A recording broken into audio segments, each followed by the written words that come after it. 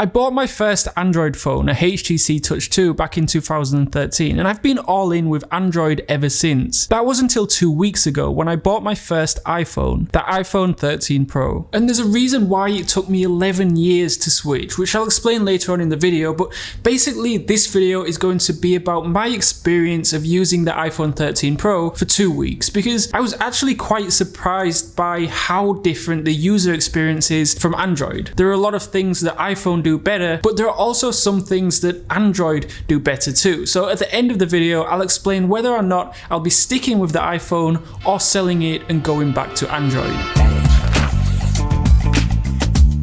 So the main reason I switched to Apple actually had very little to do with the iPhone itself. It all started when I bought the AirPods Pro about a year ago. Even though I had an Android phone, the AirPods still worked fine. The noise cancellation is amazing, battery life is really good, sound quality is decent. They're just, in my opinion, a really well-designed product. Then I wanted to buy a tablet, and after a bit of research, it seemed that the 11-inch iPad Pro was the best way to go. So I went ahead and bought the iPad, and I love it. It would never replace my laptop, but for specific tasks such as writing notes or learning languages or media consumption, it really excels at those things. And I was a bit concerned that I would buy it but then never use it, but that certainly hasn't been the case. I use my iPad probably for at least a couple of hours every day. So at this point, I'm 2 devices deep into the Apple ecosystem. I have the AirPods Pro and the 11-inch iPad Pro, but I'm still using an Android phone. My 2-year-old Huawei P30 and a Windows laptop, a 3-year-old Dell XPS 13, both devices which I wanted to replace. Especially the laptop that was slowing right down, particularly with processor intensive tasks such as video editing. And when I was researching on what new laptop to buy,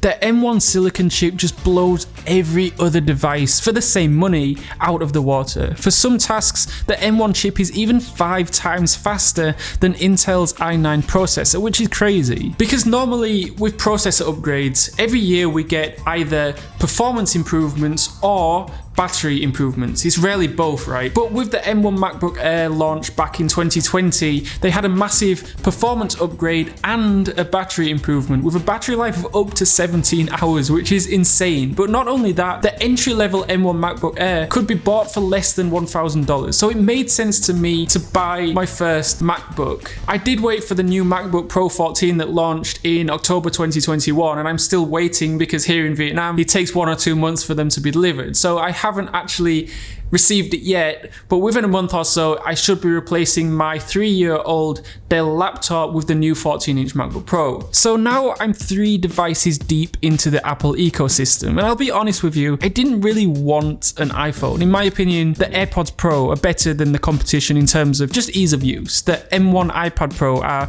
generally better than Android alternatives, and the new MacBooks destroy Windows laptops of the same price. But the iPhone for me is nothing special. I mean, there's not that much difference between an iPhone 13 Pro and the newest Google Pixel or the newest Samsung, in my opinion at least. But it just made sense to buy an iPhone if out of my 4 main devices that I use every day, 3 of them are Apple. Then it makes sense to have the 4th device as Apple too. So that is why I switched from Android to iPhone. It all started with buying the AirPods Pro last year and kind of snowballed from there. And I've noticed several improvements of the iPhone 13 Pro compared with my Android phone. For example, my iPhone, iPad and AirPods just kind of sync so seamlessly. They work together really well. If I take a picture on my phone and I want to send it to my iPad, I can do it with 2 clicks and it sends to my iPad immediately. On my Android phones, I'd have to upload the picture to OneDrive and then wait for it to download to my iPad, which is just more time consuming and inefficient. Secondly, my AirPods connect to my phone a lot faster too. As soon as I open the AirPods case, they connect to my phone pretty much immediately. And the battery life on the iPhone 13 Pro is insane. I'm not a heavy user. I check and write emails, watch a bit of YouTube, use Facebook Messenger a bit, listen to Spotify, but I'm not someone who's glued to my phone all day. But saying that, I can go to bed at night sometimes with up to 65% battery life left, which is crazy really. And the camera is incredible too. It's a massive step up from my Huawei, which of course it should be. The Huawei P30 is a 2-year-old phone now, but even even when you compare the iPhone 13 Pro camera with other flagship cameras, it really does hold its own. It's consistently an incredible camera. Whatever the lighting, whatever the situation, it just takes really good pictures and video. Something else that I didn't think would benefit me much, but it turns out it has been incredibly useful, is the upgrade to the speakers. I never played music on my Android phone because the speakers just weren't that good, but the iPhone speakers are actually really impressive. They go super loud for the size of the phone anyway, and they have pretty decent bass. And two other small benefits I noticed switching from Android to iPhone is that there's almost no bloatware. I can delete pretty much every app that I need to. With my Android phone, there were some apps that I just never used, but they couldn't be deleted, which was kind of annoying. And finally, there's a slight security improvement too. Apple are known for having really good security on their iPhones, especially compared with Android, so that's nice just for the peace of mind. But there were some drawbacks compared with Android that I noticed. And the first thing that I noticed was that the iPhone was significantly thicker and heavier than my Huawei P30, which on the one hand is kind of a step backwards because I really do notice it, and it took me a few days of using the iPhone to actually get used to it. But on the other hand, I don't mind too much because the battery life is amazing, and I'd rather have better battery life and a slightly thicker phone to fit that battery in. In the past with the iPhones and MacBooks, Apple chose form over function. So for example, the iPhone 7 was super thin, but the battery life was terrible and didn't even last a day. So although the iPhone 13 is thicker and heavier than most other phones, I don't mind it too much. But what I do mind though is that notch. It just looks so outdated, especially when you compare it with other flagship phones like the Samsung Galaxy S21 with their tiny hole punch selfie camera. And even some phones now have the camera actually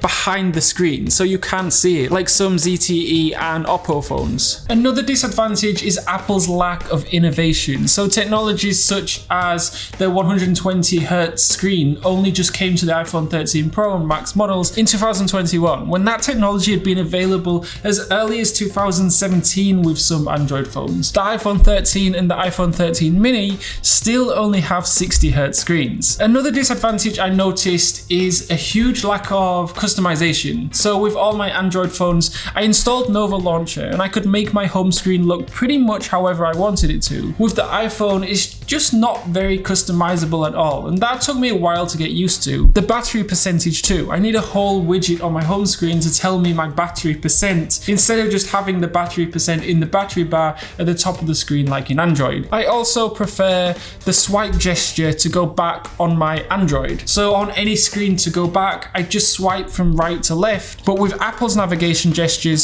sometimes you have to swipe up to go back, sometimes you have to swipe down, sometimes you have to swipe to the side. It's just more complicated and nowhere near as intuitive as Android's gestures. And finally, lightning cables. Every single portable device in my apartment, except for my AirPods and now my iPhone, use USB-C. For my camera, laptop, headphone, microphone, everything is USB-C. Even the iPad Pro is USB-C. But now I have to buy more lightning cables for my iPhone. It would have been nice to have every device use the same cables. So overall, considering the pros and cons of switching from Android to iPhone after 11 years, am I going to stick with the iPhone 13 Pro? I probably will, yeah. There are some quite big disadvantages. I really miss the customizability of Android, and that notch in 2021 just looks awful in my opinion, as do the notches with the new MacBook Pros. I really do think it's a step backwards, but overall the advantages outweigh the disadvantages because I have 3 out of 4 of my devices in the Apple ecosystem,